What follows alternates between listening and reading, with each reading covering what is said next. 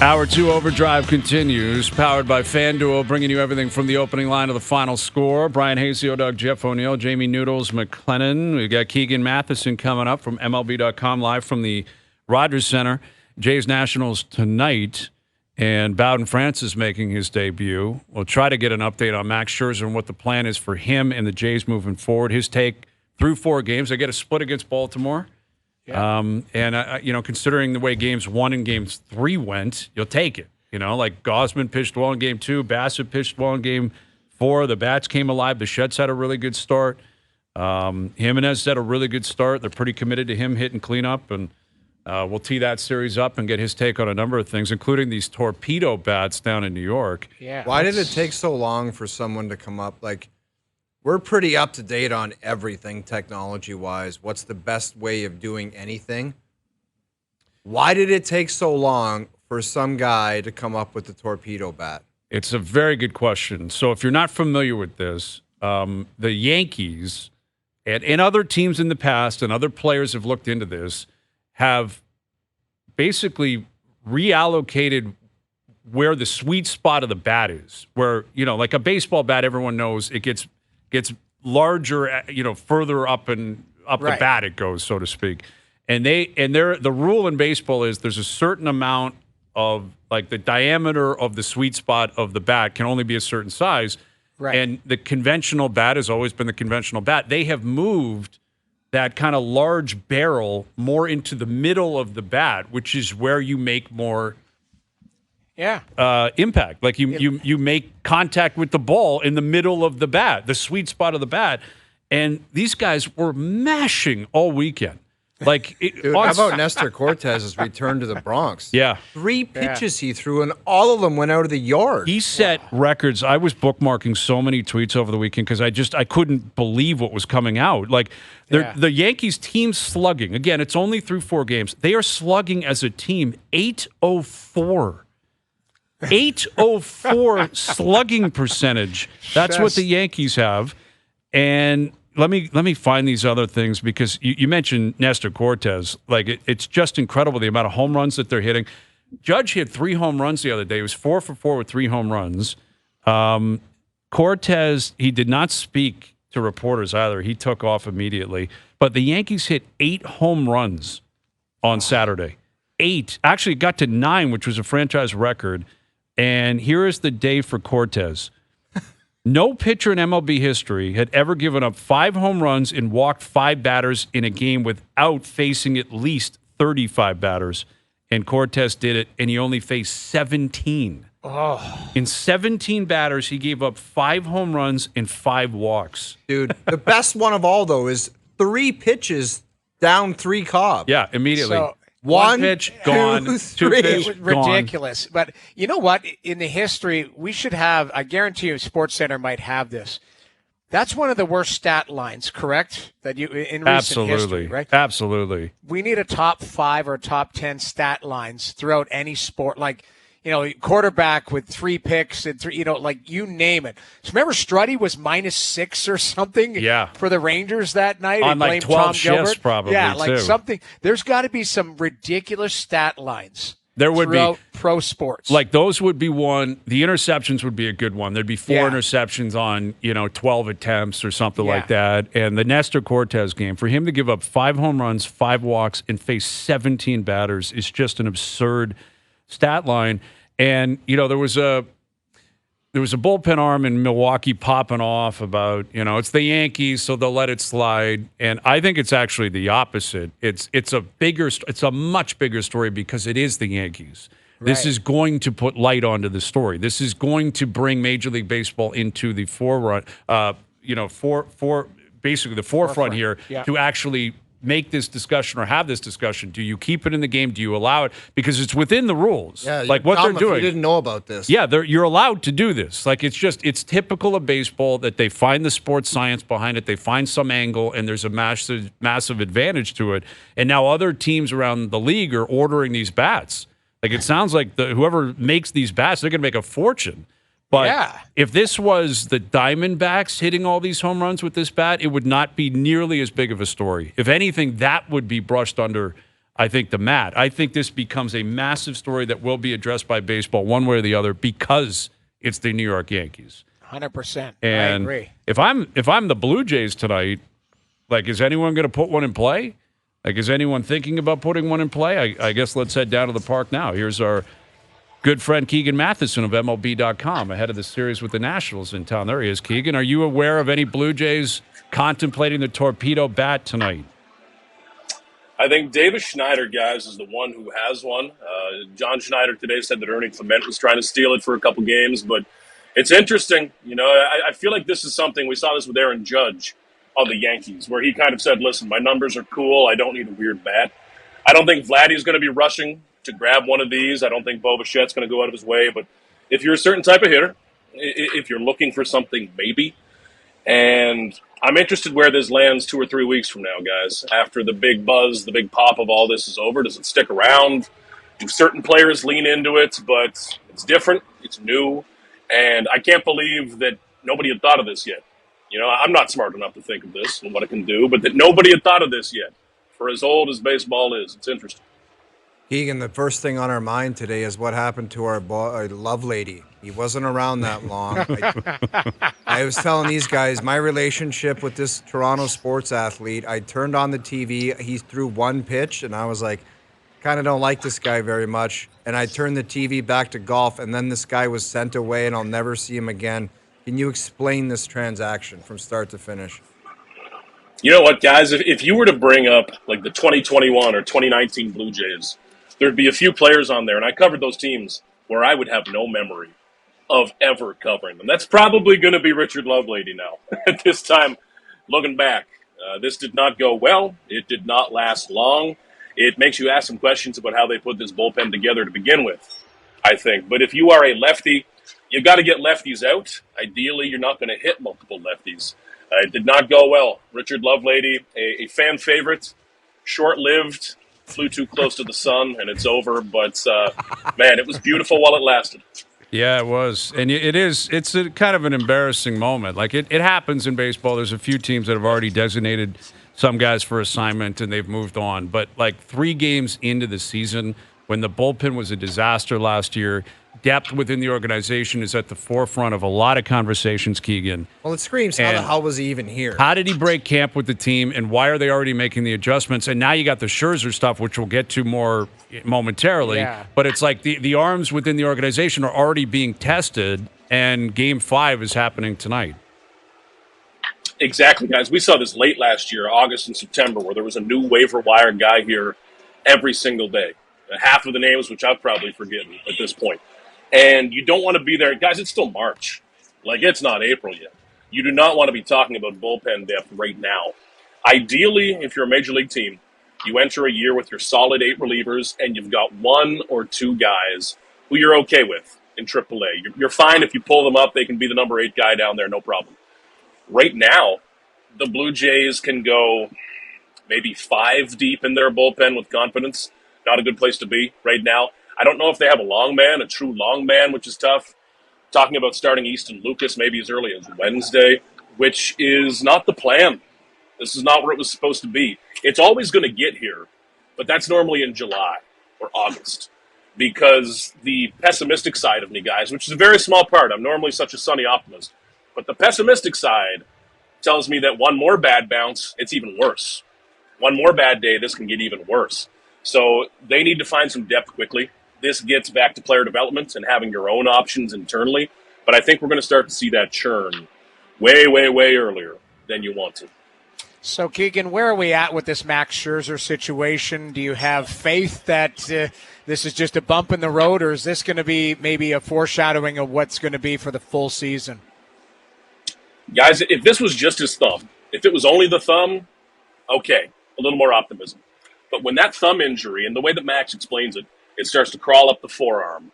Then you get to the elbow. Then you get to the upper arm. Right now it's the shoulder, that lat muscle on the back, kind of in the armpit. Can you explain just quickly how something with your thumb crawls anywhere? I need to know this. It's like the children's song, oh, dog. You know, the knee bone's connected to the whatever bone. It's, That's right. You know, That's it's right. Medical. It's interesting how this goes, though, guys. And hearing this from Max, because I was interested too, guys, because you're more familiar with maybe a wrist or a hand injury going up the forearm and the elbow. That's a little clearer. But the way he describes this is that you start to throttle your effort level up or down based on your thumb. You might start throwing from a bit different angle. And the shoulder in particular, as you're driving through the ball, maybe you're putting a little more strain on that shoulder because you can't get that strength from the hand to be releasing it. It's complicated. It's pretty unique. Frankly, this is not an injury or a chain of injuries that I've really looked at too much in baseball or dealt with pitchers coming through here. But, guys, the tone of this was never good with Max Scherzer down in Dunedin. Like, when he was talking to us the last week of camp, I was thinking, holy crap, this sounds worrying. Then suddenly it was okay, and then suddenly it wasn't. He's saying things like, I was about to put myself in imminent danger. And that's not what you want to hear. This does not sound like something that will be resolved quickly. He's got 15 days on the IL. I don't think we're seeing him 15 days from now, but should know more tomorrow. And really, guys, my main takeaway is that this is complicated, and complicated is not good with a pitcher, especially a 40-year-old pitcher coming off multiple injuries. With Keegan Matheson, and Scherzer said after the game with the media that he went up to Schneider beforehand and gave him a warning. What is your read on that? Was he kind of sending a vibe out to Schneider, like maybe you should pull me before I even go on the mound? Like, what is your interpretation of why Scherzer laid the framework for what was about to happen before the game even started with Schneider? Yeah, so the way he explained it, guys, is that he felt it a little bit in the bullpen, that lat starting to pull. You're always going to feel stuff. If anybody knows what they can pitch through at this point, it's probably Max Scherzer, his experience. So he kind of slid by John Schneider and Pete Walker. That could not have felt good for John Schneider. I mean, you're standing in the dugout, sipping your coffee, and suddenly your starting pitcher is saying, listen, today might not be great. And he tried to pitch through this. They got him out what appears to be just in time before something really blew or really got dangerous, which is what Scherzer was talking about. But we saw exactly in that outing, guys, how quickly it can go wrong. That's the type of outing that exposes the Blue Jays bullpen depth as not being good enough. Because suddenly you're getting into the fourth, fifth, sixth inning. You're trying to fill, you're trying to stretch it to the back end, which is a fine back end, but you got to get there. And again, if you're John Schneider, you're Pete Walker, that could not have been a reassuring visit from Max Scherzer. Did all he could do, but clearly very frustrated, like really frustrated, you could sense. Yeah, and that's my concern if I'm the Blue Jays, is that, you know, he may go for an MRI, which I'm sure he's had, and they'll come back and say there's nothing structural, yet he's going to control it, and there's nothing they can do about it. Like with Max Scherzer, with a guy of his status, not that you're forcing guys to play or pitch or be hurt or anything like that, but there are conversations where you feel like you can have some control. They are not going to have an ounce of control with Max Scherzer. None. And the way he was speaking afterwards, he laid it out on the line. He's like, I'm not pitching again until I get my thumb figured out. Who knows when that's going to be? And if a doctor goes, I don't know how to help you, yet every time this guy grips a ball, he goes, I can feel it in my thumb, he's not going to pitch.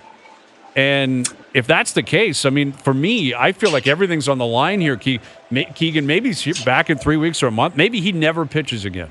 Like, I don't think that's not a crazy suggestion that this guy just isn't going to be a part of this club all year. And if that's the case, then what? Like, what are they going to do to fulfill what they were hoping was 20, 25, maybe 30 starts from a future Hall of Famer? Yeah, that's exactly what I mean when I say complicated, dead on. Because if this was, listen, there's a bit of shoulder soreness, we're going to let the inflammation get out. We have timelines. We have blueprints for that. But he's visiting a hand specialist, I believe, yesterday in Pennsylvania, a great state for hand specialists, I'm told, Pennsylvania. But he's going to be back with the team here today. And if this is a simple solution, great. But that would surprise me. Because if this was simple, they would have figured it out by now. This isn't a brand new thing. He's dealt with this for multiple years. And multiple organizations.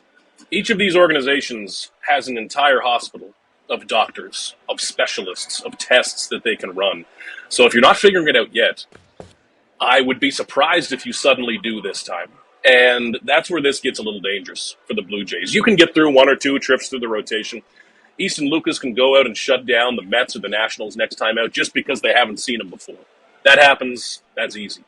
But if you're talking about months instead of weeks, if you're starting to fill 4, 5, 6, 10 starts, that's when this rotation's depth gets exposed. And that rotation depth has not been tested for a long time, fellas. Go back even 3 years, was it, when Ross Stripling just stepped in and saved this rotation. There's always been one guy there to save the day. That's a pretty tall task right now as they wait for a Manoah or someone else to come back mid-season. It can get shaky pretty quickly, and that trickles over right into the bullpen. You torch that bullpen once, you spend the rest of the week trying to chase it again. Keegan, what was the vibe on the weekend or throughout the first 4 games around Vladdy? Interesting, guys. It seems like he is hitting everything hard, shooting it the other way, playing well. The attention hasn't really been on the contract too much. I haven't heard too much talk about that here at the stadium. That's going to change real quick in, 3 days when I land in Queens and go over to the New York Mets Stadium. It's going to change in 7 days when I get to Boston and I show up to Fenway Park, because you're going to see a lot of media from that side come over to the Blue Jays side and say, hey, Vladdy, would you like to play here in New York? Would you like to play here in Boston, et cetera, et cetera? It's going to blow up again, I think, on the road. What you're going to see happen, I think, in terms of Toronto, Canadian narrative with this, is if he's going really hot or really cold. I think he's looked pretty good so far. You haven't really seen him turn on one. It seems like he's still finding it right now. But if he gets a hot streak, if he gets a cold streak, this becomes pretty big again. Thankfully, guys, I have not woken up to any translated interviews recently where he's demanding something wild, and I'm typing a lot of things into Google Translate just yet, but you never know when it's going to drop. And it's been quiet, almost too quiet, you might say. Yeah, that'll change at some point. And there's so much focus on the arms and the pitching and the bullpen. Yet Bo Bichette's off to a great start. Jimenez hitting cleanups off to a really good start. Like, do you think that that's going to stick for the short term, long term? Is this the kind of top of the lineup that we should be expecting for the next little while? Bo, I think yes. He looks incredible, guys. Like, he was their best looking player all camp from the day I got down to Dunedin, February 10th. Like, he has looked incredible, and that's carried right over. Jimenez has surprised me. Listen, I did not expect to be covering a 161-pound DH. Those people usually look a little more like me in the cleanup spot, cleanup role. Jimenez in that spot has been pretty shocking, and it has worked. If you're going to do something bold like that, it better work out. A gold glove, platinum glove, second baseman, typically known for contact and speed, it's working. And their idea there is that if Santander drives in a couple, you have Jimenez there to kind of be a second leadoff man, have Kirk coming behind him, et cetera, et cetera. That could look a bit different. I love the top 3 of this lineup. The middle 3, interesting enough, they need something from the bottom 3. That needs to be Roden or Schneider or somebody. They need supplemental offense. That's going to be the difference between this team being average and making a legitimate postseason run. But I like that top 3, and I think Bo is going to have a monster year. And I think real soon, more people are going to be talking about Bo than Vladdy, honestly. I think that's going to completely take over. That's pretty cool. I mean, in other news, are you pretty fired up about the White Sox being 2-2 over the weekend? I mean, where are you going to see? They're in the hot. They're hot right now. Red hot. Are they going to get to 50 wins, 60 wins? Where are they at? Do not let the Chicago White Sox get hot. Look out for them. How many players can I name on the Chicago White Sox? Not many. But maybe that's the beauty of it. Maybe they figured out the new Moneyball, fellas. And it's the White Sox. That's a tough-looking roster, tough-looking season probably. If they make the playoffs, hopefully I don't have to go to that end of Chicago. I prefer to stay on the Cubbies side. But, man, oh, man, this might be their peak here, March 31. It might be a little downhill from Red hot here. in March, but man. savor it. There are dozens of fans can savor this moment while they can. Absolutely. Enjoy it tonight, Keegan. Jays, Nationals. We'll do it again soon. Thank you for this. You got it, fellas. Take care. Keegan Matheson joining us here on the Maple Toyota Hotline. Drive the built-in Canada fuel-efficient, fun-to-drive Toyota RAV4. Gas or hybrid models available. Visit mapletoyota.com. Keegan's a big angle guy. He had to prop up his iPad or whatever he was using the return phone because he didn't want the neck angle.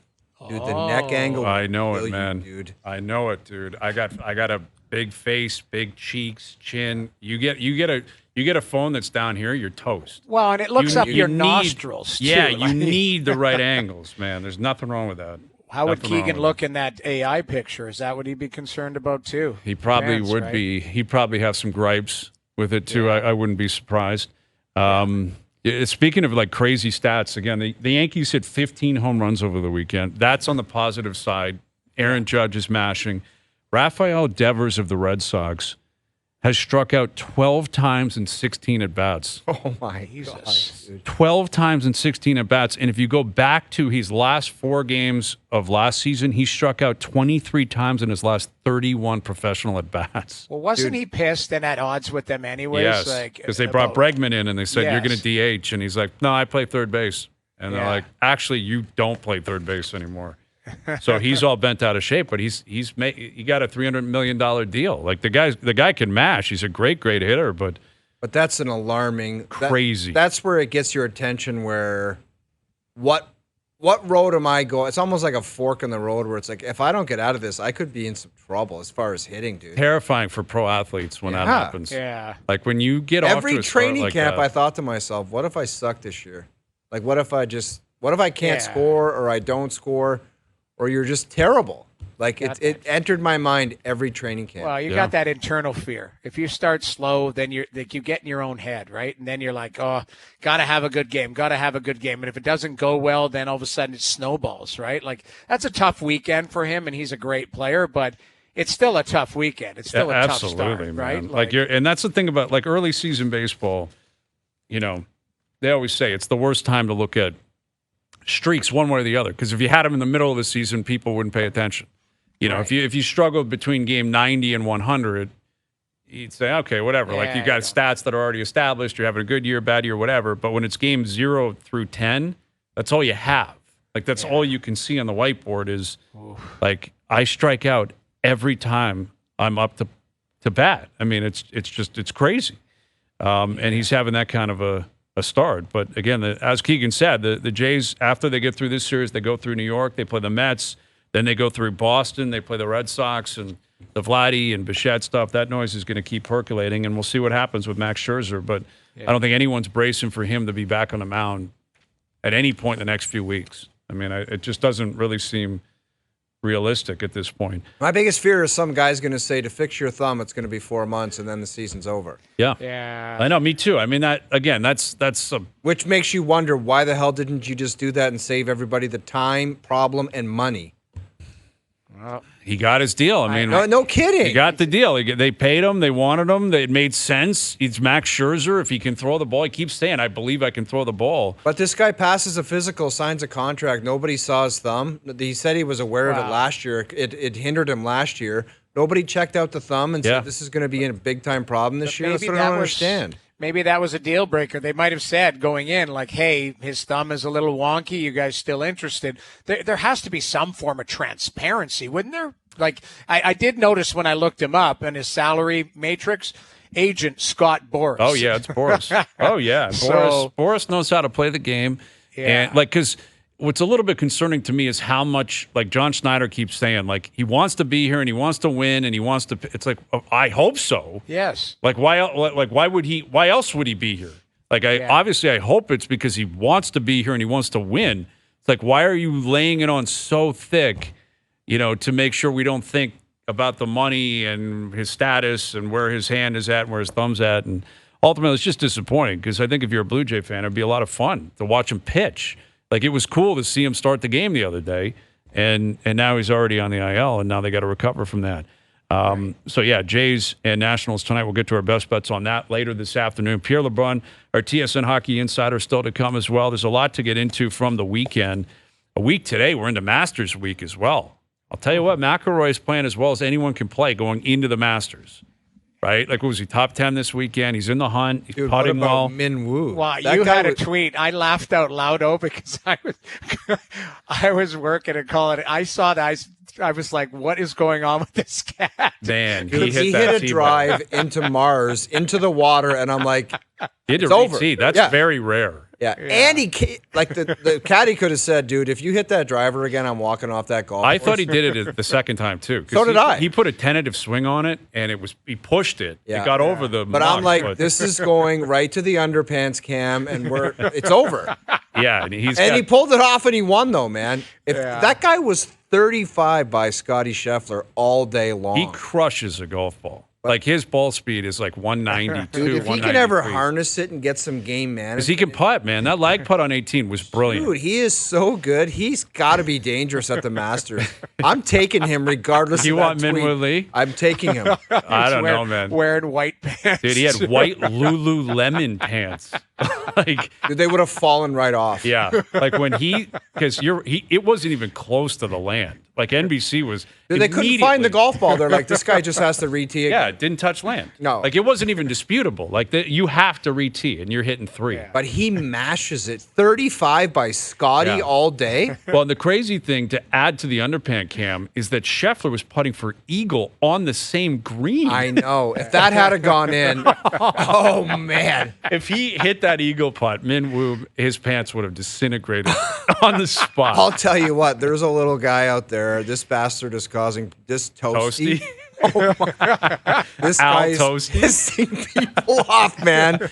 He is walking around 5 minutes late for fairways and going to the bathroom, and he's pissing bones off. Yeah. Toasty is causing problems. Toasty he looks like Alejandro Kirk. Al Kirk and Al Toasty. He's about 5'4". Dude, somebody wanted to fight him on the green last year. Another one of his playing partners. They hate this guy. It's a real issue for Toasty. Such a great handle. Toasty. It is. All right. Yeah, well, I mean, this time next week, it's go time. Right? Where are we at? Are we getting new hoodies? Because I still have I got my Norman hoodie. You're the only one that doesn't have it. Because I wrecked mine. I washed it and I wrecked it. You guys are just going to have to wear them on behalf of the fellas. I love mine to death. It's one of my favorite hoodies of all time. It is such a great hoodie. It's such a great hoodie. I've got one. You've got one, Noodles. You know what? Because I went there last year, I bought so much Masters gear that I don't know where to wear it and like when to wear it. On the show. I'm just all next week. I'm gonna have a different I'm gonna wear my Masters bucket hat on the show next. Okay, good. Because I can get you a hat, Noodles. I'll give you a Masters hat. I'll take it. All right, there you go. The Masters hat coming up. I went in that gift shop and I blacked out. Like I blacked out, and I was like, I'll take one of those, 2 of those, 4 of those. It was insane. Insane. Anyway, all right, Pierre LeBrun still to come. Leo Routen's in about an hour. OverDrive continues. TSN 1050 and on TSN 4. All right, Pierre LeBrun coming up in half an hour. I have my list of the 5 series that I want to see in the first round, which I can get to at any point for you guys.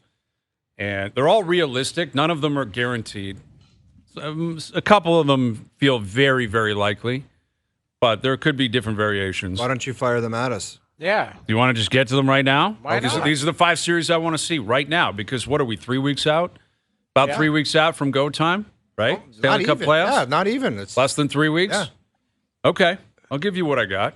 You guys ready? Ready. Buckle up. These are the 5 series I want to see. I want number 5 first. Number 5 is the Winnipeg Jets versus the St. Louis Blues.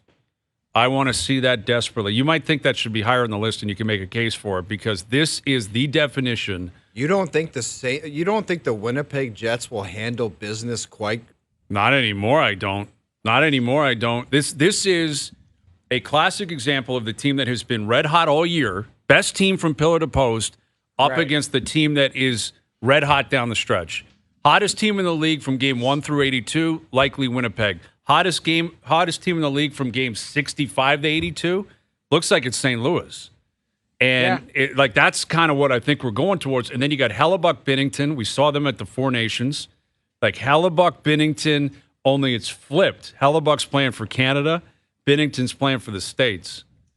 You can't beat. And it could be Minnesota, Winnipeg. Winnipeg winning yesterday was big because Dallas is right on their heels. But it feels like the Jets are going to get there with that 1 seed. But I want to see Winnipeg, St. Louis in the first round. Yeah, I mean, I think that would be a good. It would be. I don't see any washing through of any. I don't see a sweep on anything that's laid out right now. I could be wrong, but I think it would be a really hard fought series. St. Louis is a good team. Mm-hmm. I think Winnipeg is a fantastic team. I would pick Winnipeg to win it, but I don't. It's not a hands down. Like I don't. That's not a hey Winnipeg and 4 and. St. It was Louis 2 weeks ago, though, right? It felt that way. It does. It was and like, listen, give me St. Louis. Let them limp Yeah. in and somehow grab that last spot, and we will destroy them. Now it's Yeah. very different complexion. I think we all looked at it though, guys. As it was St. Louis for me was out of the picture, so it's like okay, it's going to be Calgary, it's going to be Vancouver's banged up. Like the fact that St. Louis is on a heater right now. Now you can't look past it. You can't go, okay, this is just a 2-week span. Like 9 games in a row is serious, and we're talking 17-2-2 or whatever in their last 21. So that's pretty impressive. So I don't think it's a rollover. I still would pick Winnipeg. I probably would too, but we'll see where we're at in a couple of weeks. And exactly. It's a divisional rivalry too, right? Like these two teams know each other really well. There's a lot of history there. So Jets, Blues at 5. Number 4, I got the Habs against the Caps. Montreal versus Washington. There is history here of Ovechkin. Remember PK Subban and the Habs back in the day? Same thing. I think it was a 1-8 or a 2-7, and the Habs stunned them. I think Washington's limping here, man. They're starting to give up a lot of goals. They've lost a few in a row. They gave up 8 against Buffalo yesterday. Buff. And the Habs, not guaranteed to get in. Could be the Rangers, could be Pierre Engvall and the Islanders. It could be any of these teams. But I want to see Montreal. Like, I want to see them get in. I want to see that market, and I want to see Ovechkin at the Bell Center in the playoffs. I don't think you could ask anything better than that, man. That's a sneaky good one. I think it'd be a great series. Yeah, You're right. We've been talking about Wash all year about how good they are, how many games they win, and night after night, but they're starting to leak oil, much like St. Louis is on the other trajectory. The Caps are starting to leak a little bit of oil. And for some reason, nobody gives them a ton of credit come playoff time. Everyone's like, unbelievable team, but watch out, they might get dummied in the playoffs. I don't know why that is, but could happen. Well, I think people look at, I think that's what it is. People look at those teams, they won Washington's won a cup, but not a lot of that team won a cup. It was Ovi. And who else? Carlson. Who else has won a cup on that team? Like the current Washington Capitals Wilson. team. Yeah, it's Ovechkin, Wilson, and Carlson were the guys that were there. Yeah. Right? So, I mean, in 2018. Right. So it's a turnover of a team. So you're not going, okay, this team. This isn't Tampa where a lot of the spine is still there from winning, or Florida. Like, this is far removed, and the team is at a retool. So these guys still have to prove it. I talk about goaltending all the time. You look at Lindgren and you look at Thompson, they both have 4 career starts each in the playoffs. So unproven still until you have to do it. Absolutely. So a lot different the way I look at it. I think that would be just for Montreal. I want Montreal in over New York or the Islanders. Like, step aside, Rangers. You had your chance. Not as compelling to me. For me, the upstart Montreal Canadiens, the way they're battling, they're fighting for it. Suzuki's been great. Been a really big game player. He was unreal yesterday. I want to see the Habs. I want to see the Habs play the Caps. Number 3, I got Stars Avs. This feels like a lock now. Like, it feels like this is the direction we're going in. These are just 2 powerhouse teams within the division. They play a different style of game. I feel like this would be as difficult to predict a winner as you could possibly have in the first round. These are 2 cup contending teams. Yes. Legitimately cup contending top tier teams that have to face each other in the first round. And one of them has to go home. And you're right. Like, Dallas is a serious team. Yep. And Colorado is a serious team. They're both deep. They both got not a lot of weaknesses to their team whatsoever. But one of them's going to have to go home. You're right. Like, that's a heavy-duty battle. Big time. Big time. All right, Dallas, Colorado at 3. Number 2, and I said this an hour ago, give me the Battle of Florida. Give me Panthers Lightning in the first round. I think it's way more compelling than Leafs Panthers, Leafs Lightning, any other combination. I mean, this is what Jerry talks about all the time. Rivalries. I think it'll be a bloodbath this year. I think it would be an absolute brawl. Tampa is the St. Louis of the East right now. Like, they are red hot. They're rolling. Kucherov's up there at the Art Ross now. He's tied McKinnon, right? Yeah. Like, Kucherov is doing it again. Their additions at the trade deadline have fitted beautifully down there. Hagel's having a unbelievable year, like, just top to bottom. McDonough, he played 1,000 games over the week. You see that he had his kid out there skating around and on the blue line for the anthems. I thought that was a really cool touch. That Gensel's 40 goals. Everything, man. Yeah. Tampa's red hot, and like you said, Kachuk is skating. You know he's coming out to play. And Marchand made his debut, and he's already making an impact. Overtime assist. Right on a platter for Bennett. Sam Bennett. To Sam Bennett. The two of them celebrate in the corner. I think from a hockey perspective, putting biases aside, I don't think you could ask for much better than Panthers Lightning in the first round. Like you need it at number 2, which sets up number 1. Battle of Ontario has to happen now. And I will hold the Maple Leafs personally responsible if it doesn't. Because Ottawa has pulled their weight. They're in. They're in, and they're the number 1 wild card. Like, they are playing whoever wins the Atlantic Division, which is pretty incredible. You can have 4 teams from the Atlantic Division playing each other in the first round. But Ottawa's there. Montreal's not catching them. Like the Rangers, none of them are going to catch them. It's set right up. It's set right there. Ottawa's there. The Leafs have a 3-point buffer with 8 games to go, 9 games to go.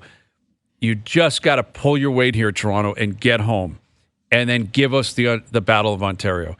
And I think both markets deserve that series a little bit. Of course. Listen, Ottawa's played well. Th're built well. They don't have the history of the Battle of Ontario of the past. They don't care about Alfie and Chris Neal and Wade Redden, and like that kind of stuff doesn't apply here.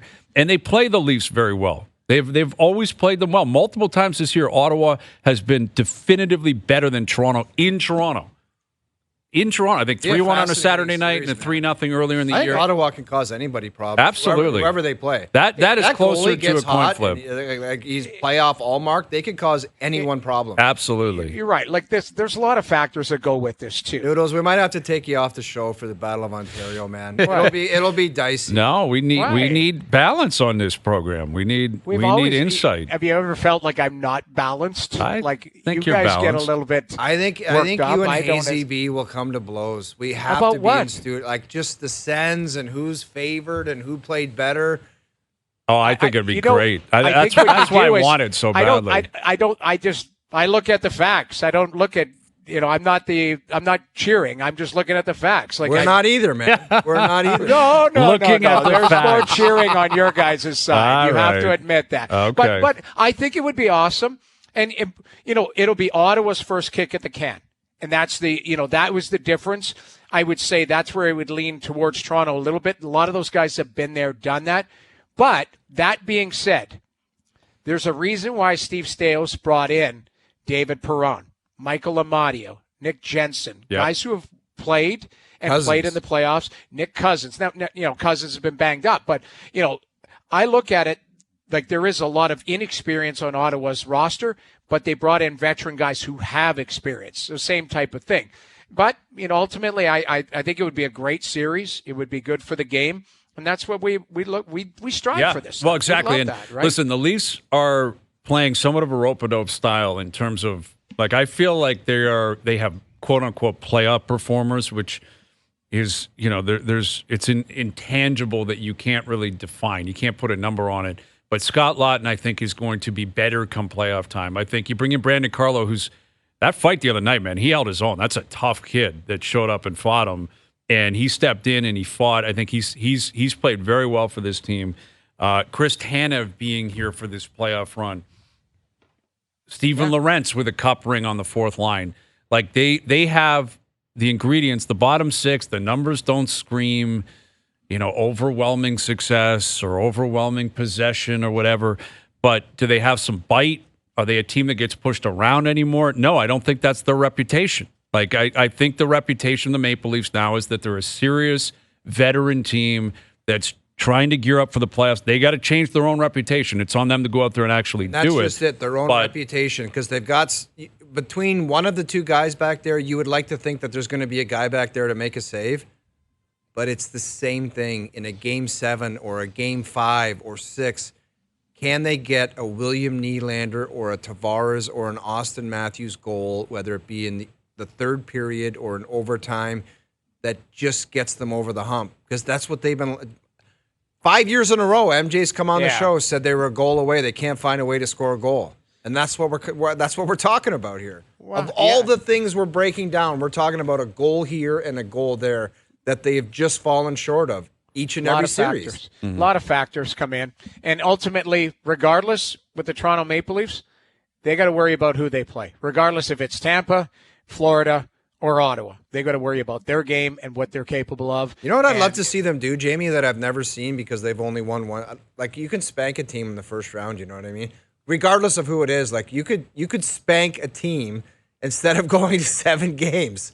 It's allowed. Yes. Or get off to a good start at a minimum. Yes. You know, like win the first 2 games at home.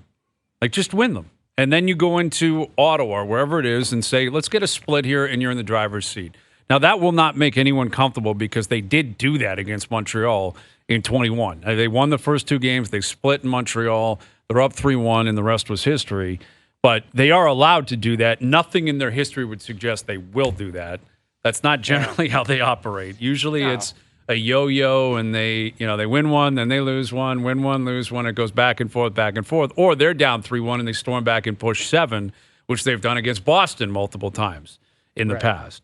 But those are the 5 series I'm dying to see. Again, a lot of them are likely, maybe all 5, but there's also still a lot of variables in play. The Habs got to get in.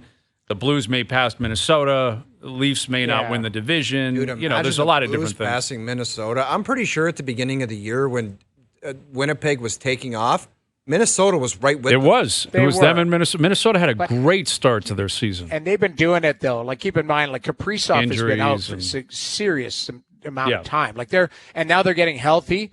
But, there's a stat out there. It's a goalie stat, but that goaltender has stolen more games than any goalie in the league. Yep. Gustafsson. So, the way the team's built, the way the team's played. Keep in mind, they're still in, what is that, buyout hell? How would you even term that? Where they got cap space, just dead cap space. Yeah, sitting Suter there with and those Parise. Like, they've put together a hell of a team, considering they've had one arm tied behind their back. Cap Purgatory, really. I think it's called. Cap Purgatory. That's Cap it. And they got Purgatory. kids coming too, man. Yeah, like they got that one kid in college. You got BU, I think he is, a defenseman they just I have drafted. no idea if it's called Cap Purgatory. No, that's a great one. That's that's precisely what it is. It's exactly. That's a Cap great. I thought Purgatory. the Doogie got in your ear, or somebody got No, in your that ear. was- I he- give Swear to that. God, He I was found just that. worried that purgatory meant something that was really bad. and It's you guys were perfect. pissed at me. It's the It perfect was actually the perfect usage word. Yes. of purgatory.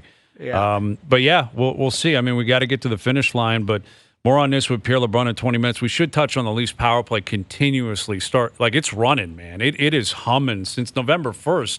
I think it's the hottest power play in the league, and it's overall ranked number 4. You like it going into the playoffs against a real quality team? Yeah, I think why wouldn't you?